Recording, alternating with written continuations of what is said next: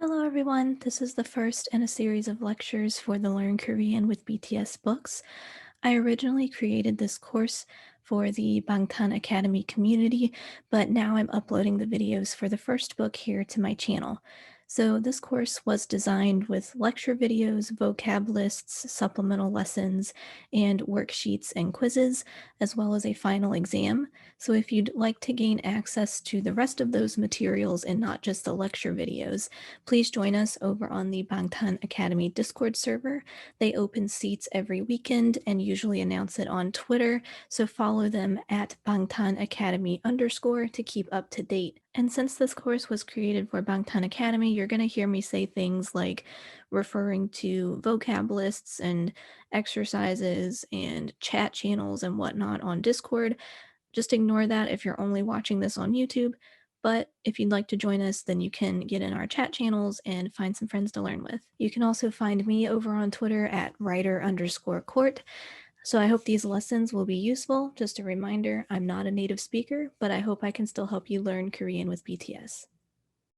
Hello and welcome to our Learn Korean with BTS class. This is a lecture for Chapter 1. I'm going to go ahead and start on page 32. So if you want to follow along in your book, you can, but you can also just listen to the lecture and then go back to your book afterwards and review the chapter.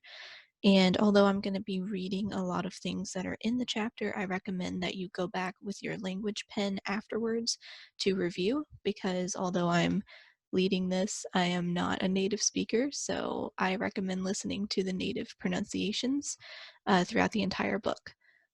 So let's go ahead and get started here. Like I said, page 32 is where chapter 1 really starts. You can see at the top we have a question, what does BTS say? And there's a scan here for you to scan with your phone and listen to the video to see what BTS are talking about. So I recommend doing that activity. You can pause this lecture and do it, or you can do it after, either way. The second part on page 32 is a list of different countries, and the directions are to listen and write down what you hear. So for this exercise, I'm going to recommend that you try reading the country names out loud yourself and also practice writing them. So I'm going to read really quickly through, starting with the top 3. So Russia, 중국, 캐나다, 미국, 브라질, 일본, 한국, 호주, 태국, 사우디아라비아, 이집트, 스페인, 프랑스, 영국. So, like I said, not a native speaker, so I recommend listening with your language pen and try to follow along after what you hear, and then try writing it as well. So now we're going to move on to the key expression. The first key expression is on page 34. And if you've looked through this book at all, you can see that there are 2 key expressions for each chapter. So I will have a slide for each one, and we'll just go through the key expression and the notes that they give us and the examples, and then I'll ask you to do the exercises for the chapter. So the first expression on page 34, we're really looking at this construction of nun with ieo or yeo. And that's a basic sentence structure to say something is something else. It equates something to something else. So the dialogue here is 반가워요. 저는 보라예요. So hello, nice to meet you. I'm Bora. And then the second person responds, 저도 반가워요. 저는 니콜이에요. Nice to meet you too. My name is Nicole. Or I'm Nicole. There's several different ways to say this. So as you can see, this is written in 존댓말, so the formal language. This is in yo form, which is a polite ending, which means you can use this with anyone. You can use yo form with anyone you speak to. If you've heard the 입니다, 씁니다 form, that is also formal language, and that's just a next step up in politeness. And so, of course, if you're a native Korean, it matters how you use these verb endings, and there are many different types of verb endings. But when you're learning Korean, it's easiest at first just to stick with the yo form and a little bit of the 씁니다 form, because some words are just fixed. For example, 감사합니다. Most people leave that in 씁니다 form.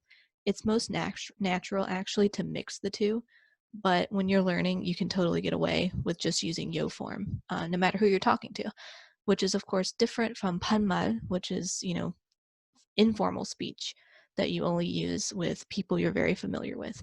So if you're beginning and you don't have much experience, I don't recommend worrying about that right now. Just focus on the yo form. But I did want to point out that they are teaching you yo form first, which is a very common way to teach someone Korean. Also, a note that predicates do come at the end of the sentence, and what I mean by that is in English we would say, for example, I am Nicole, but in Korean you say 저는 니콜이에요. That 이에요 is at the end instead of in the middle. So chapter 1, the first part, like I said, is focusing on 은는 and 이다, which is the verb to be. So you can see here I've written 이다, which is unconjugated. This is the dictionary form of the verb. So when you see 다 at the end of a verb, that means it's in dictionary form. It's unconjugated. And often when you learn new verbs, you'll encounter them in that form, and then you have to learn how to conjugate them. But we'll worry about that later. For now, just remember to conjugate ida into yo form. We have ieo and yeo. And one of those is used for words that end in consonants, and one of those is used for words that end in vowels. So as we saw, even in this short conversation right here, we can see that Nicole, because it ends in a consonant, takes ieo, and then pora ends in a vowel, so it takes yeo. So if your name or whatever noun you're talking about ends in a consonant, you always use ieo, and if it ends in a vowel, you always use yeo. On page 35, there's also a short explanation of nun. I find this explanation a little bit lacking, so I'm going to explain it just a little bit more here. They do explain it's the same thing with ieo and yeo. With nun, if it ends in a consonant, you use and if it ends in a vowel, you use nun. That's just how the language works. You're going to encounter that a lot. So just remember, one is for a vowel, one is for consonant. So they say in the book that you use this to introduce something and it's an object that you want to explain. That's technically true, but when we think about it in terms of grammar, nun is actually the topic marking particle. So it's indicating the topic of a sentence or of the larger conversation, and this is the particle you use to change the topic in conversation. So it's not necessarily the subject of the verb or the sentence, but it's the subject that you're talking about in general. And whatever comes before nun can often be eliminated from the sentence. And as you get more advanced, you'll intuit when to leave it out and when to use it. But yeah, so that's really a topic marking particle. And they didn't really explain that, so I just wanted to make that a little bit clearer, hopefully. And as I said, yo form is polite, but it can also be used for questions. So if you're using yo form, there isn't another conjugation that you have to worry about for questions. Really, it's all in the tone of your voice. So if you say something with a neutral tone, that's just a statement. But if you say something with a rising tone at the end of the sentence, then it becomes a question. So here's these examples from chapter 1. This is on page 35. So 저는 아미예요. That takes the 예요 because 아미 ends in a vowel. So I am army. The second sentence, 우리는 방탄소년단이에요. We have 이에요 because 방탄소년단 ends in a consonant. Also, at the front, we don't use 저는, we use 우리, which is a word for we.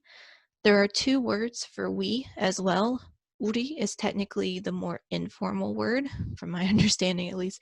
The more informal word, though, you can make the sentence polite by adding the yo on the end, so it's still a polite sentence. But the more formal way to say we is actually 저희. Third sentence here, 이자벨은 프랑스 사람이에요.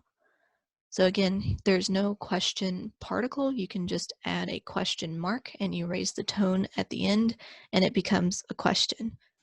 So if you were to read this sentence just 이자벨은 프랑스 사람이에요, that's a statement. You're saying Isabel is a person from France. She is French. But if you say 이즈벨은 프랑스 사람이에요, you raise your tone at the end, it becomes a question. So now you're asking her, are you from France? Okay, moving on to the second expression for chapter 1. We have 한국 사람이에요. 아니요. 한국 사람이 아니에요. So this conversation is, are you Korean? No, I'm not Korean. So as you see, again, we have EAL after 사람 because it ends in a consonant. 한국 is Korea, 사람 is person. So 한국 사람 is Korean person. And, this person is asking someone else, are you Korean? Are you from Korea? And they're replying, no, I'm not a Korean person. So to negate something, we're using 이 or 가 아니에요. So 아니에요 is a fixed form. It just negates whatever is in the subject. And you also see here we have 이 and 가. So 이 is used for words that end in a consonant like 사람, and 가 is used for words that end in a vowel. And then here's some more examples from page 37 of the book. Just a couple quick examples for this structure. 니콜은 배우가 아니에요, which means Nicole is not an actor. So we have the topic is Nicole. So we put Nicole with n, so 니콜은. And then 배우 is actor, and we put 가 because it ends in a vowel. 배우가, and then 아니에요 for negation. So 니콜은 배우가 아니에요. The second sentence, 보라는 한국 사람이 아니에요. So 보라 ends in a vowel, so we put 는. 한국 사람 ends in a consonant, so we put 이. And then 아니에요. 보라는 한국 사람이 아니에요. So Bora is not a Korean person. Also, just a note that un and nun can be omitted in many sentences, like I mentioned briefly a few slides ago. So, for example, if you were to say this sentence, 보라는 한국 사람이 아니에요, and you also wanted to add that she's not an actor, like the first sentence, you would just say 배우가 아니에요. You don't have to say 보라는 again because you're still talking about the same topic. That's just understood. And again, that is confusing at first, but eventually it'll be more clear when you can leave out the unknown topic marking particle. This is especially true like when you're first learning self-introductions and you say 저는, you don't have to say 저는 with every sentence because you're still talking about yourself and people are going to understand that you're still talking about yourself as the topic. So then on page 38, they put most of this together and make a little dialogue for the chapter.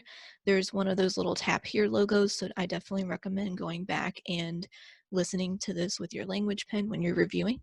And try reading it out loud yourself as well. It's okay if you have to go really, really slowly. I'm going to read it kind of slowly and then read it a little more quickly. 안녕하세요. 아미예요.